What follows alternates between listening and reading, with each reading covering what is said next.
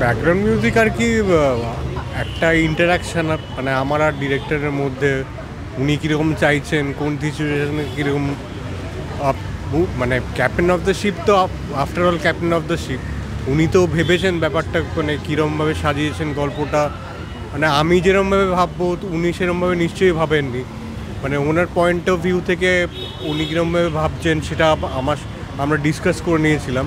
তারপরে উনি যেরকম যেরকম ভেবেছেন বা কোনো সিন আমার মনে হয়েছে যে এরকম করলে বেটার হতে পারে, তো আমি সায়ন্তনের সাথে সেরকমভাবে ডিসকাস করে নিয়েছিলাম। তারপরে মানে আমি আমার মতো কনসিভ করেছি ব্যাপারটা, তারপর ও দেখেছে, তারপরে ওর ফিডব্যাক দিয়েছে, তারপরে এরকম করেই হয়েছে। না, এখানে কোনো গান রাখা হয়নি সেরকমভাবে, তো ব্যাকগ্রাউন্ড মিউজিক দিয়েই পুরোটা সাজানো হয়েছে।